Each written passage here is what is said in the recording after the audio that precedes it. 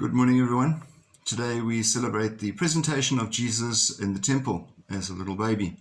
Now, we remind ourselves again that Mary and Joseph raised Jesus in the Jewish tradition. That was the religion of the time, of the culture. And Jesus himself was always Jewish. Jesus wasn't a Christian. Jesus was Christ. The followers of Christ were the Christians. That's an interesting one.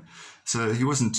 He was raised in the Jewish tradition, and therefore he was presented in the temple at the appropriate time.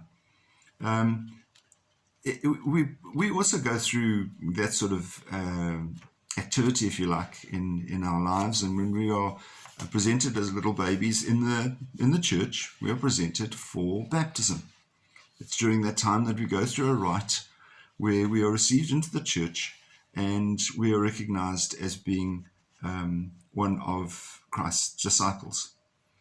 But the interesting thing within that is the responsibility that goes with the parents. Mary and Joseph raised Jesus in the traditions of the Jewish faith.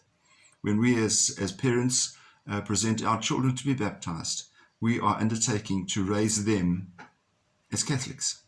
That's the response. In fact, the words that are actually asked of the parents, you have asked to have your child baptized.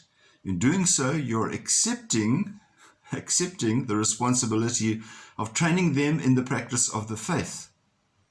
It'll be your duty to bring them up to keep God's commandments as Christ taught us by loving God and our neighbor. Do you clearly understand what you're undertaking?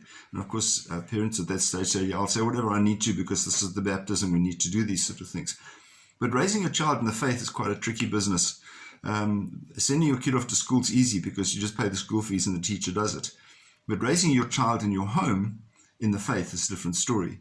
It's not so much a question of teaching them the words, but in fact teaching them by example. And I think that's the critical thing.